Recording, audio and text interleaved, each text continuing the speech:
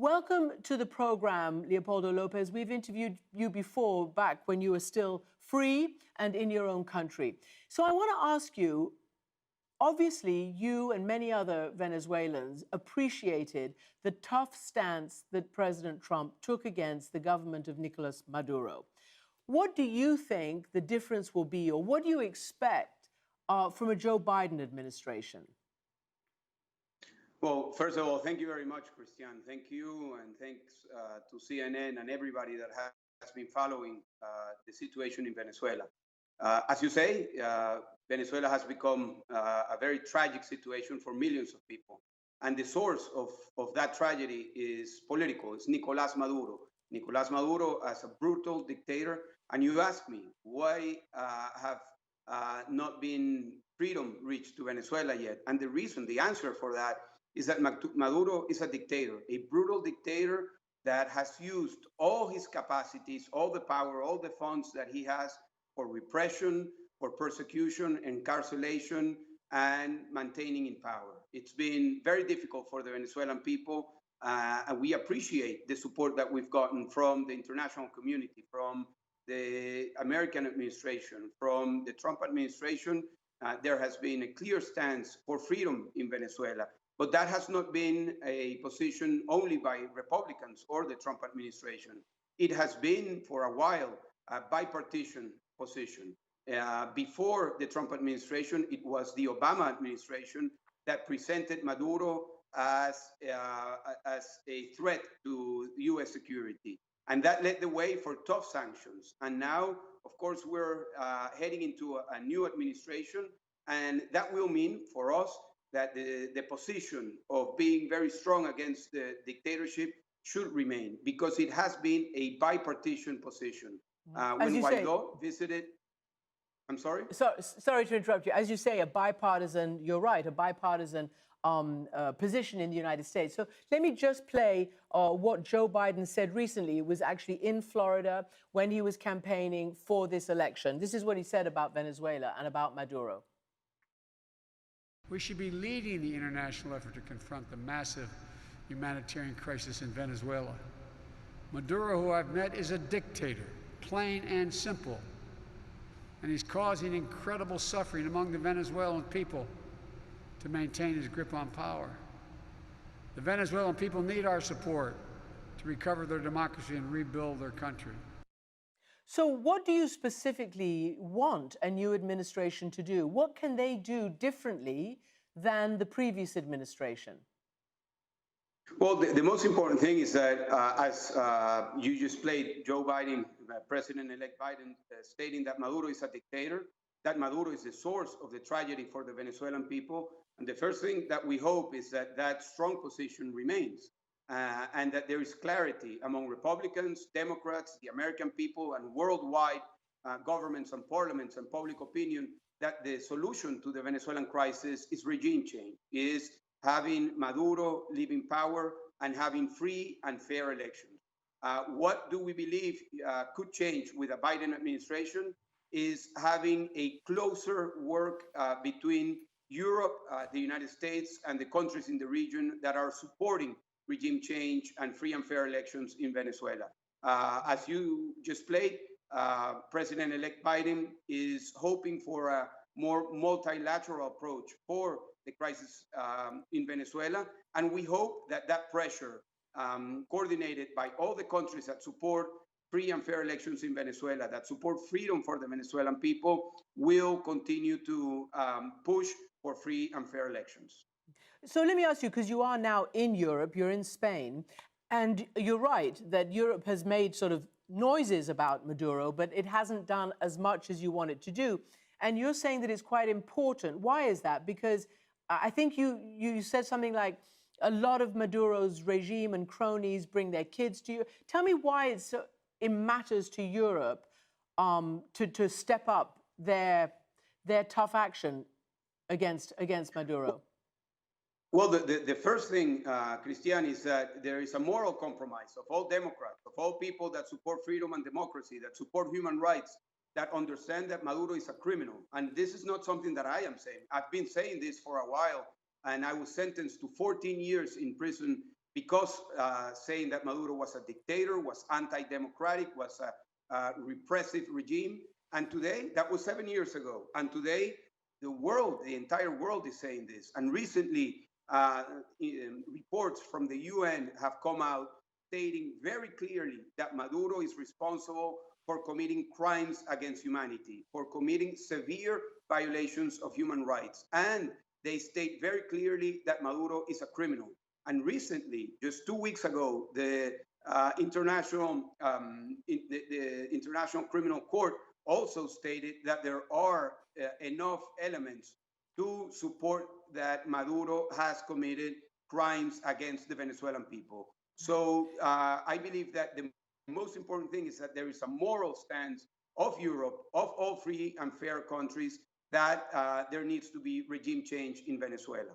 So the question, Leopoldo López, is what do you mean by regime change? And I guess I ask you because, look, as you point out, and as we've pointed out, there have been crushing American sanctions on Venezuela. The mismanagement of the country's economy and its institutions have plunged your people into the most devastating poverty, hardship, and just complete catastrophe, especially with COVID.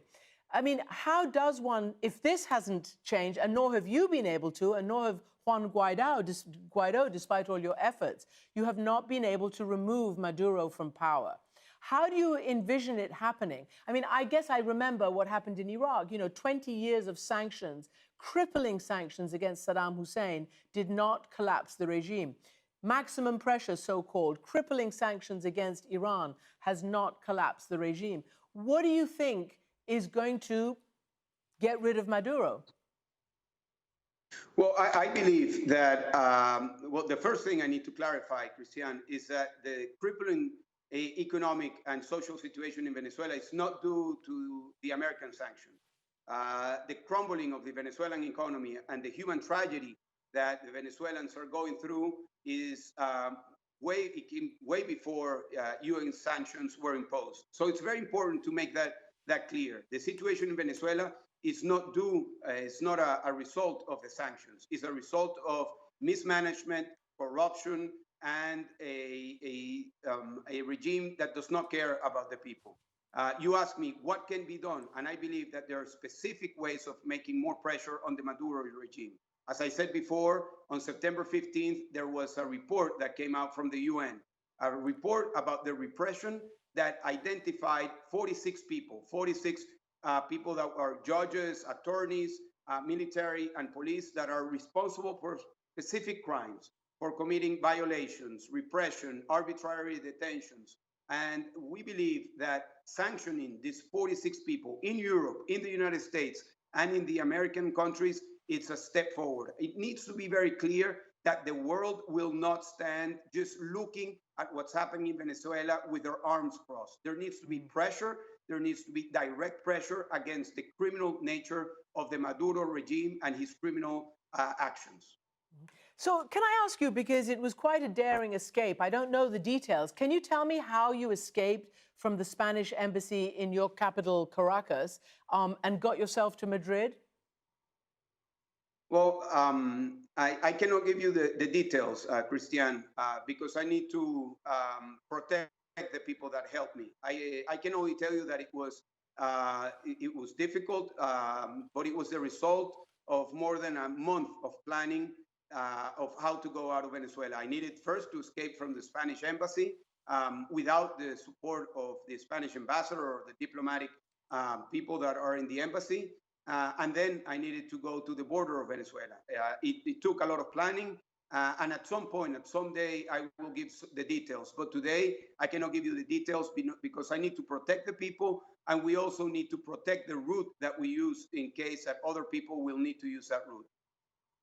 So let me ask you, do you think that you will be, you're now out, you can speak a lot more prominently and I guess a lot more safely, and you can actually, in a way, meet, at least on Zoom or something, with important world leaders and the important parliamentarians. Do you plan to do that? Is that what you're going to do? Because, I mean, this connected to the same question is, what is going to happen to Juan Guaido, who the world has acknowledged as legitimate leader of Venezuela, but who may be removed in what you're all calling sham parliamentary elections scheduled for a couple of weeks from now? Well, you ask a lot of questions in that question. The first thing I need to tell you is that Juan Guaido is in Venezuela. He will remain in Venezuela, and he will take the risk of being imprisoned by the Maduro regime if that scenario is the one that he needs to face. That it's a scenario that I faced 7 years ago. I remember having an interview with you just weeks before I went to prison. And I remember telling you that this is a fight of David against Goliath. And it continues to be a fight of the people against a repressive regime. But I can tell you that Juan Guaido is very firm in his conviction of staying in Venezuela, leading the Venezuelan people towards freedom. Then you asked me of what I could do from being in exile. I want to tell you that I did not want to leave Venezuela. For many years, I decided to stay in Venezuela. I even decided to present myself voluntarily to go to jail. I spent 4 years in a military prison and then 3 years between house arrest and the Spanish embassy. But I took the decision to leave Venezuela because I can be more useful, being outside, speaking with different leaders, parliaments, and speaking out, and also working directly with the Venezuelan people. In the 20th century, the Venezuelan politics was very influenced by exile and political prisoners. But back in the 50s of last century, exile was very different of what exile is today. Today, I can be physically here in Madrid, but my mind, my heart, and my actions are in Venezuela. We can use the technology to be in Venezuela and to promote the efforts of the Venezuelan people to continue to fight against the regime.